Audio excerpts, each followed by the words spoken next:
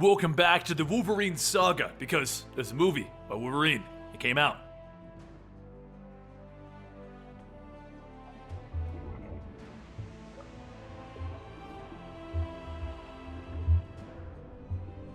If this is your first time at Comicstorian, then what we typically do is recap your favorite comic books by bringing them to you in a series known as the Complete Story Series, where I take the core bits of the storyline, break it down, add in some dramatic music, funny voices, and then dramatically read it back to you so you understand what happened. Today we're going to be continuing our story where last time, Wolverine was in hell. You see, Logan had his soul sent to hell by the organization known as the Red Right Hand. After fighting the devil himself, Logan clawed his way back to the real world, but he was still possessed by the demons who took over his body. And just as the demons tried to escape, they ran Logan's body right into Scott Summers and the rest of the X-Men. With both Damon and his Ghost Riders along with Scott and the others, Logan tries to regain control over his body. Melita slowly steps forward asking if he's alright, and as she does, the demons take over and they slash away at Melita's arm. Logan struggles, telling her, "You need to run, just go!" But soon the demons begin to take over once again and they shout, "There will be no more talking from him, and if we can't have the Wolverine's flesh, no one can!"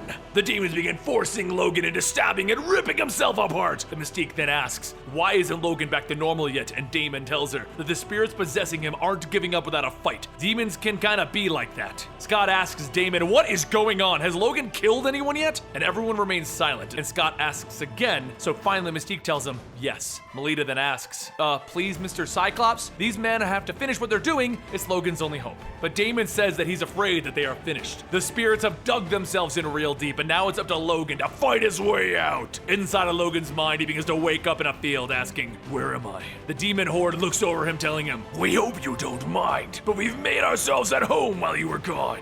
Logan looks around the field of ash and the demons tell him, we hope you like what we did here. Logan then pops his claws telling them, it's time for you to get the hell out of my head. Outside, everyone watches as Logan continues to struggle within his own mind. And Emma Frost looks in and says that it's like a psychic Armageddon in there. As she looks deep, she screams and falls back, stating the demons looked at her. It's like a pack of dogs running wild inside of her mind. There were so many different entities in there, far more than even she could count, all tearing him apart from the inside. Melita says that he can beat him. They just have to give him a chance, and Emma telepathically tells Scott that even with Logan's mental defenses, he won't last long against those things that are infesting him. Scott tells everyone to give Logan 5 minutes. Until then, no one touch or get near him. Namor then tells all of the civilians to go on and leave and points to Damon, telling him, that includes you. Damon says, like hell I'm leaving. If Logan wins, those demons will scurry out like cockroaches looking for a new place to hide. Places like inside of you. Soon the two groups begin arguing over whether or not they should be leaving, but Melita shouts at them to remember they are here to help Logan. Suddenly everyone begins to hear demonic laughter coming out of Logan.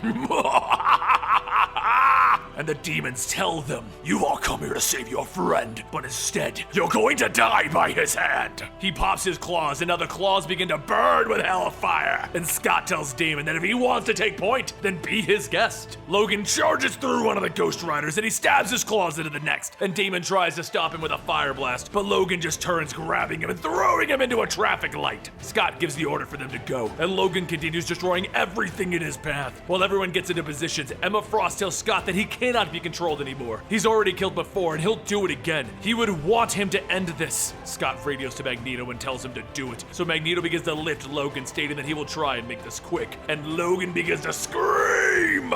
Inside Logan's mind, the demons begin destroying and setting everything on fire. His memories begin to burn as he runs through a graveyard where he buries his regrets. And then there's one place that the flames haven't reached yet. A place where he will make his final stand. Logan makes his way inside and he suits up. But if he's going to stand a chance, he needs to let them out. He needs to let them all out. The demons begin forcing their way in, and Logan tells the rest of himself that if they die, they will die as one. And then all at once, Logan's inner personalities begin to tear through the demon horde. Back on the outside, Magneto begins to pull all of the iron out of Logan's body. He tells him that he takes no pleasure in doing this. And Logan tells him, that's too bad, because we certainly will. Logan reaches out, strangling Magneto until he's free. And as Logan begins to walk closer, he tells Magneto, I know you from somewhere, but where? Oh, where? Magneto grabs a sewer lid and breaks it down, shooting all of the shards through Logan's body. And as he lays there, Logan tells him, you were much younger back when we met, but where? here. The demons begin to take off Magneto's helmet, and Logan says, there's gotta be something with that helmet blocking us out. Let me see.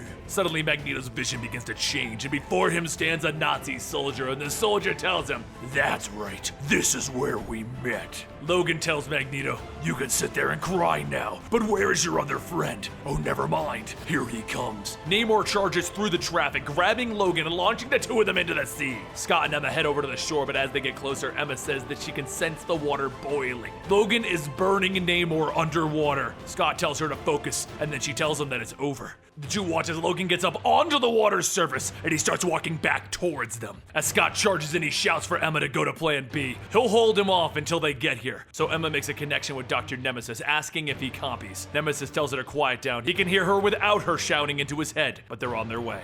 Nemesis then asks Fantomex if he remembers the plan, and he responds stating that if he's asking if he knows how to kill a man, he remembers. Back on the ground, Melita holds a gun to Emma, telling her that they're going to help him. They have to help him! And Emma tells her that she knows that this is difficult, but they don't have time to. And then she's stopped as Rogue tells Emma that the girl's right. They're going to help Logan. All of them are! Over on the shore, Scott is firing blast after blast into Logan, and as Logan walks through it, he tells Scott, I know your fear isn't about dying, it's about failing. So the sad thing is, this is going to really hurt. Rogue jumps in, turning her hand into steel and punching Logan and telling him, yeah, he's right about one thing. Storm picks up Logan's body, and Emma helps Scott back up, stating that they're going to try one last desperate brain raid, which means her mind guts could get ripped out. But then again, they wouldn't be very good superheroes if they didn't do something completely insane, right? Just make sure that if she goes brain dead, to pull the plug before her looks go. Storm then throws Logan's body down onto a nearby island, and Emma tells everyone that what they're about to do could leave them with their brains scrambled. Rogue tells her that that's fine, just go ahead and take them inside already. Emma says that they're gonna need to keep Logan close by, and Storm tells her not to worry about that. She'll keep him in one place. Inside Logan's mind, him and all of his personalities continue to fight a losing battle, but suddenly Logan hears a voice. All of the girls charge in, and Emma says, what a surprise. This place smells like a burnt out strip club, and it's time for us to get to work.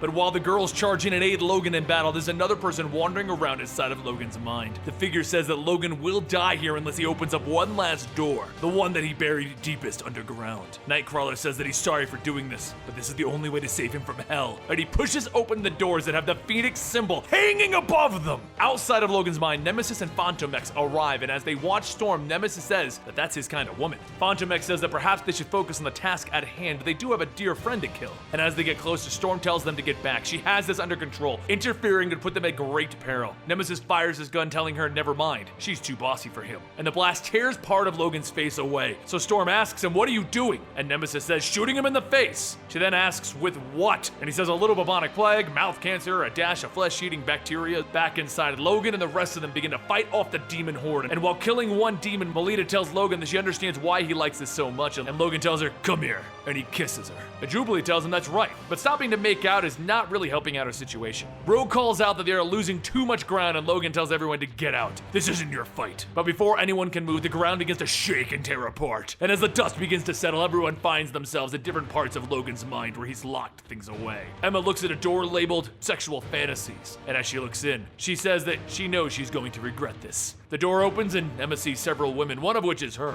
She then asks where all the demons are at because she kinda needs to die this instant. Jubilee looks at another door and says that this is definitely not what the danger room was meant for. Rogue sees one labeled, How I Cheat at Cards, and she shouts, I knew it! Up in the higher floors, the demons all begin to overwhelm Logan, and through them a person jumps in, cutting the demons away. The arm reaches down to grab Logan and he looks up, and he says, you're. And Nightcrawler tells him, dashing, I know. But more importantly, I'm not alone. Logan looks over and says, it can't be. Everyone gathers around asking, is that? And Jean steps forward telling everyone, this is no time to talk. You all must flee to the safety of your own minds. The only thing that can save Logan's soul is the fire of the Phoenix. Jubilee asks if that's the real Jean, and Emma tells her no. It's just a chunk of Logan's subconscious that thinks it's Jean, but it's not really her. Logan tells Jean to get them out of here, and within seconds, the girls begin to wake up outside. As Jean begins taking care of the demon, she tells Logan that even though she's not the real Jean, she's real enough. And the only way to salvage what's left of his mind is to fight finally let her go. The demons start to grab a hold of Jean and she tells him there isn't much time. Outside, Nemesis and Fantomex try to keep Logan down, but as he walks through, he spews fire, knocking them away. Fantomex says that they should probably never do that again, and Nemesis tells him that he'll drink to that. Back inside, the demons begin bringing everything down, and Nightcrawler says that even though he is dead, he would very much like to not be ripped apart by the demonic hordes. Jean then asks why hesitate, is there a reason that he wishes to live? And Logan looks at the door labeled, people that I have to kill before I die.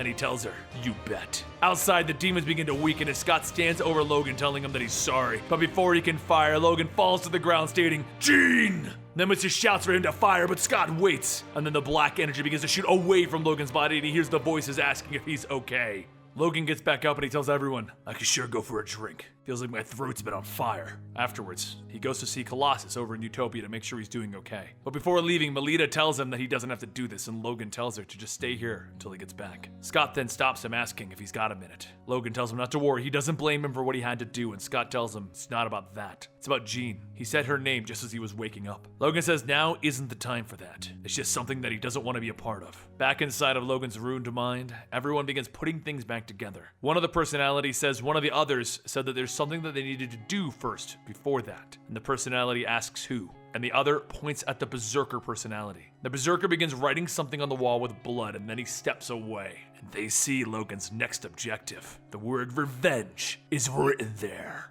The story of the true Logan, the original Wolverine, is still ongoing, and if you want to keep up to date on that, then make sure you subscribe to the channel because right now we're bringing you weekly Wolverine videos. But don't forget, we also bring you many other DC and Marvel related comic books where we recap them and explain to you what is going on in these books. Also, don't forget I'm on Twitter and Instagram at Comicstorian where we can talk about the Logan movie or any particular comic book that you want, and I'll see you next time right here.